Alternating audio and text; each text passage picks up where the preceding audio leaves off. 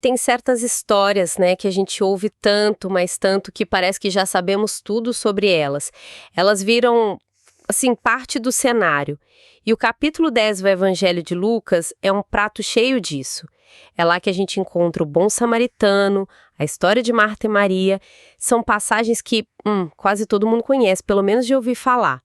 Só que essa familiaridade toda pode acabar escondendo o impacto original, sabe?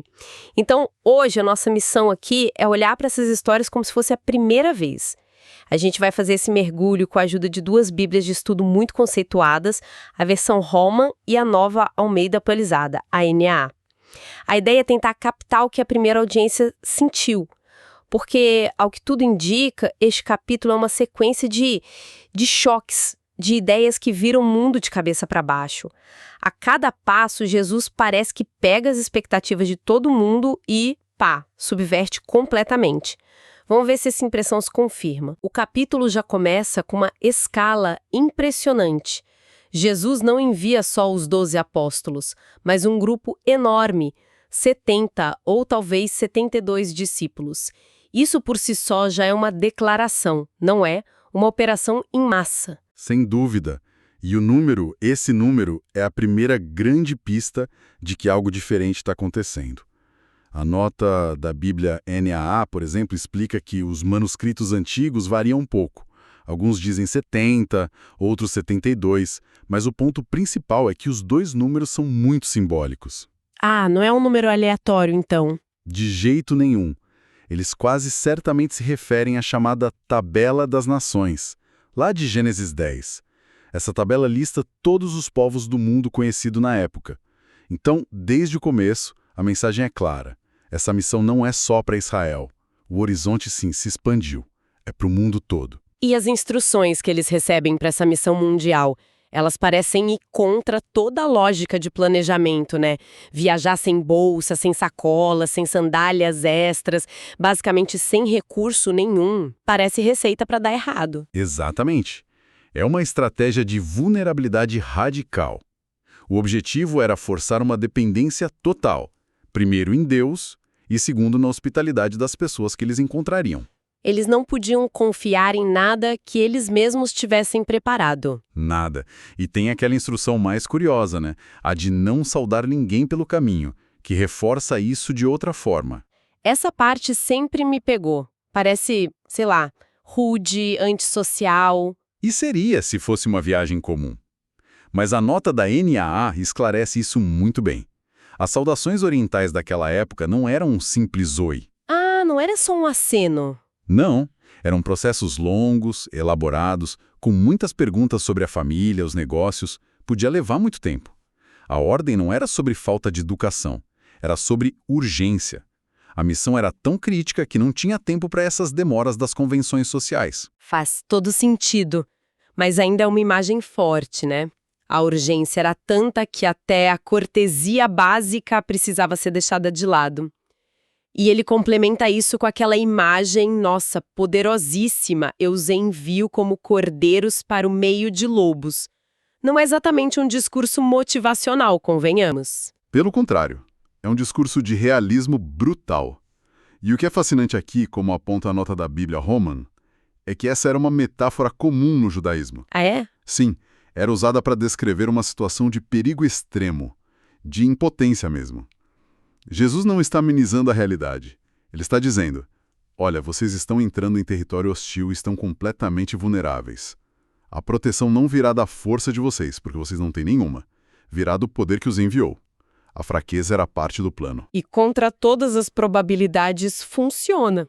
Eles voltam eufóricos, a alegria é palpável no texto. Senhor, até os demônios se nos submetem pelo teu nome. Dá para imaginar a adrenalina. Mas a resposta de Jesus é quase um balde de água fria. Ele parece puxar o freio de mão da comemoração. É um momento de realinhamento, crucial. Ele não diz que a alegria deles é errada, mas que o foco está no lugar errado. A nota da Anab sobre o versículo 20 é muito clara. Jesus adverte eles a não se alegrarem no poder que exerceram, na autoridade. Mas era algo incrível o que eles fizeram. Sim, mas ele aponta para uma alegria maior e permanente. O fato de que o nome de vocês está registrado no céu. Em outras palavras, a maior alegria não está no que eles fazem para Deus, mas no que Deus fez por eles.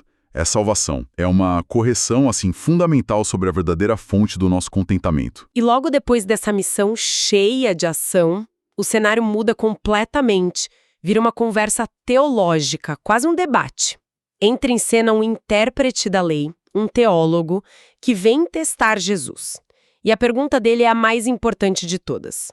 Mestre, que farei para herdar a vida eterna? Sim, e depois que Jesus o faz responder com base na própria lei, amar a Deus e ao próximo, o homem revela a sua verdadeira intenção. Ele não está satisfeito. E aí ele pergunta, e quem é o meu próximo? A nota da NAA para o versículo 29 é brilhante. Ela diz que, ao fazer essa pergunta, ele estava querendo justificar-se. Se justificar. Como assim? Ele não estava buscando expandir o amor dele, mas limitá-lo. Ele queria uma definição precisa, uma cerca em volta do mandamento, sabe? Basicamente perguntando, até onde eu preciso ir? Quem está dentro e quem eu posso, com a consciência tranquila, ignorar? Nossa, incrível essa tentativa de criar uma brecha na lei. Ele está pedindo um manual de instruções para poder ignorar certas pessoas. E é nesse contexto que Jesus conta a famosa parábola. E os primeiros a falharem no teste são justamente os mais religiosos, um sacerdote e um levita. A primeira impressão é que é pura hipocrisia, mas as notas de estudo sugerem algo a mais, né? É mais complexo. E é isso que torna a parábola genial. As notas da Holman explicam que, sim, havia indiferença, mas também uma possível motivação religiosa. Sacerdotes e levitas tinham regras muito estritas sobre pureza ritual. Ah, tem esse detalhe. Exato. Tocar um cadáver os tornaria impuros e isso os impediria de servir no templo. Então, vendo um homem imóvel, ensanguentado, eles podem ter presumido que estava morto. E, para preservar a santidade deles, se afastaram. Ou seja, eles escolheram a função religiosa em vez da pessoa. Exatamente. Jesus criou um cenário onde a obediência às regras entra em conflito direto com a compaixão humana. E a religião institucional, nesse caso, perde. E depois que os dois personagens mais, entre aspas, respeitáveis falham, o herói da história é a pessoa que a audiência original menos esperaria e mais desprezaria, um samaritano. O choque disso deve ter sido imenso. Imenso é pouco. Seria como, sei lá, contar uma história patriótica hoje e colocar como herói o cidadão de uma nação rival. As notas de ambas as Bíblias ressaltam a profunda inimizade entre judeus e samaritanos. Histórica, política, religiosa. Eram séculos de desprezo. Não era só um estrangeiro. Não. Eram um herege, um inimigo. Ao fazer do samaritano o único personagem que age com amor, Jesus não está só contando uma historinha. Ele está detonando uma bomba no meio dos preconceitos da audiência. Ele força aquele intérprete da lei a se identificar com o inimigo. E o cuidado que esse samaritano tem é algo fora de série. Não é o mínimo. Ele limpa as feridas com vinho, que era tipo um antisséptico, e acalma com azeite. Coloca o homem no próprio animal, ou seja, ele mesmo foi andando, leva para uma hospedaria, paga 2 denários, o que as notas dizem que era o equivalente a 2 dias inteiros de salário. É muito dinheiro. E ainda por cima, ele deixa um crédito em aberto. Ele diz para o dono da hospedaria, cuide dele, e o que você gastar a mais, eu pago quando voltar. Isso é um cuidado extravagante. Envolve risco, desconforto, tempo e muito dinheiro. É um amor que custa caro. Ele se responsabiliza pela pessoa. E aí vem o golpe de mestre no final. Jesus não responde diretamente à pergunta, quem é o meu próximo? Ele vira o espelho. Ele pergunta, qual destes 3 parece ter sido próximo daquele que caiu nas mãos dos ladrões? É uma inversão genial. A pergunta do homem era passiva. Quem eu sou obrigado a amar? Jesus transforma numa pergunta ativa, focada no outro. A quem você se tornará um próximo? A questão não é mais identificar quem merece o nosso amor. É sobre a nossa disposição de agir com amor por qualquer um que a gente encontre em necessidade. O próximo não é uma categoria para definir, é uma pessoa para servir. E é fascinante que logo depois dessa lição sobre ação radical no mundo, a gente vai para um ambiente completamente interno. quase claustrofóbico. Uma casa, onde o conflito não é com ladrões, mas com pratos e panelas. A mudança de escala é brutal. E é intencional. A gente passa de uma parábola sobre o que significa fazer por uma cena sobre o que significa ser. A história é simples. Jesus visita a casa de Marta e Maria. Marta está sobrecarregada com os afazeres, enquanto Maria está sentada aos pés de Jesus, ouvindo. E a gente consegue entender perfeitamente a frustração da Marta, né? Quem nunca esteve no meio de um evento, correndo para todo lado e vê alguém simplesmente relaxado e pensa: sério, uma ajudinha aqui seria bom. A queixa dela é muito humana. Senhor, não te importas que minha irmã me deixe servir só? É totalmente compreensível. Mas o que Maria está fazendo é tão radical quanto o que o samaritano fez. As notas, tanto da Roman quanto da Ná, explicam que sentar-se aos pés de um mestre não era uma postura passiva, era a posição oficial de um discípulo. Ah, era um gesto técnico, digamos assim. Exato. Era a posição de um estudante dedicado a aprender. E, naquela cultura, esse era um papel quase que exclusivamente masculino.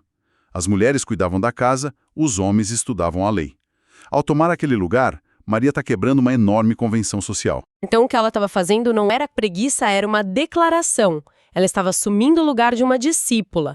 E Jesus, em vez de mandá-la de volta para a cozinha, a defende. Exato. E a resposta dele para Marta é incrivelmente gentil, mas firme. Ele não condena o serviço dela. Hospitalidade é uma virtude. O problema não era o que, mas o como. Ele diz: Marta, Marta, você anda inquieta e se preocupa com muitas coisas. A nota da Roman destaca isso. A questão é a ansiedade, a distração. Ela estava tão ocupada trabalhando para Jesus que estava perdendo a chance de estar com Jesus. Precisamente. E é por isso que ele diz que Maria escolheu a boa parte, a qual não lhe será tirada. Ele não diz que o serviço é ruim, mas que, naquele momento, a prioridade era a comunhão, o aprendizado. A devoção tem um valor eterno que transcende as preocupações do dia a dia, por mais importantes que elas sejam. Então, quando a gente olha para o capítulo inteiro, esse fio condutor de subverter expectativas fica muito claro. Começa com uma missão que depende da fraqueza, não da força. Segue para uma parábola onde o inimigo odiado se torna o herói moral.